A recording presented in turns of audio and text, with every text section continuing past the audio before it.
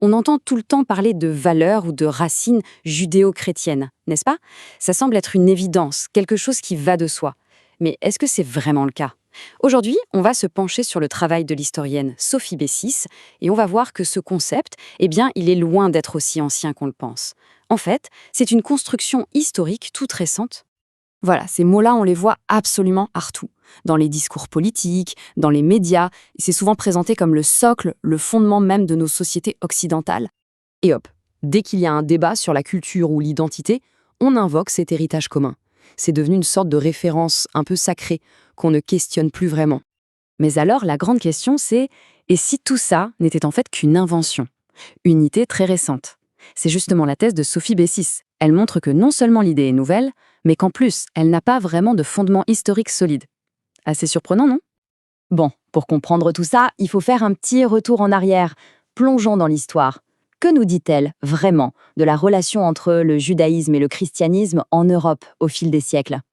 Cette chronologie, elle est hyper révélatrice. Pendant des siècles et des siècles, le juif n'a jamais, mais alors jamais, été vu comme un ancêtre de l'Europe.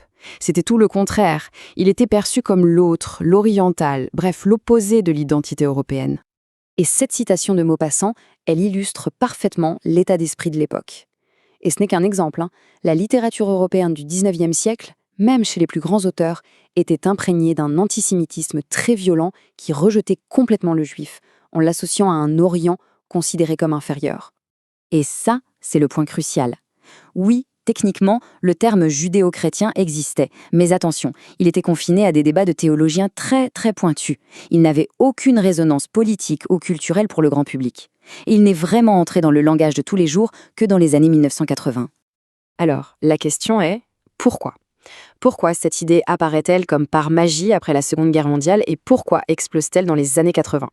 On en vient maintenant au mobile de cette histoire. En fait, tout est résumé dans cette petite phrase, si simple, mais si efficace. C'est devenu un outil extrêmement puissant pour permettre à l'Europe, en quelque sorte, de se pardonner son propre passé.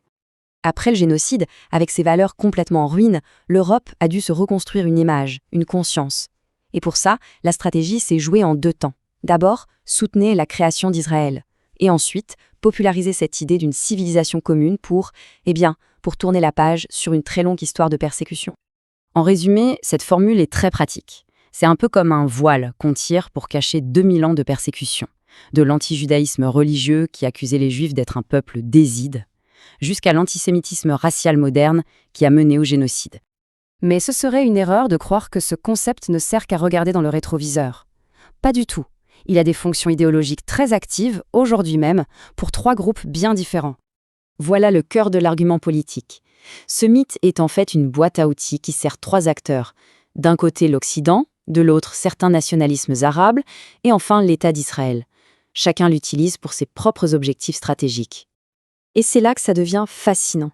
Ce bloc judéo-chrétien est souvent construit pour exclure l'islam.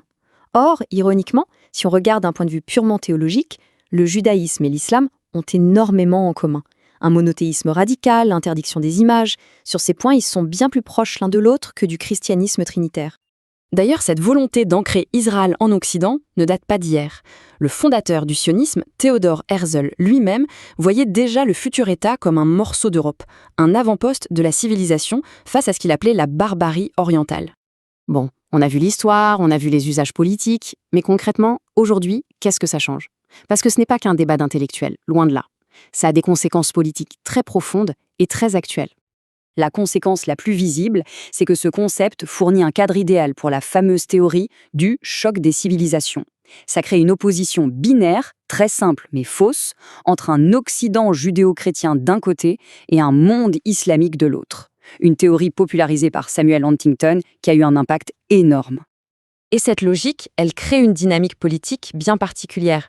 Elle peut légitimer un soutien quasi inconditionnel à Israël.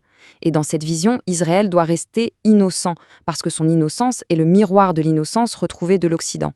Toute critique devient alors compliquée. On termine donc avec cette question qui est laissée ouverte. Quelle histoire peut-on écrire si on met ce mythe de côté ?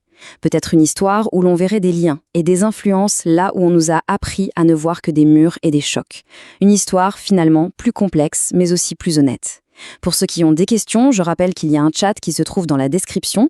Vous trouverez également une vidéo très complète du sujet traité, ainsi que des liens vers historique Wikipédia.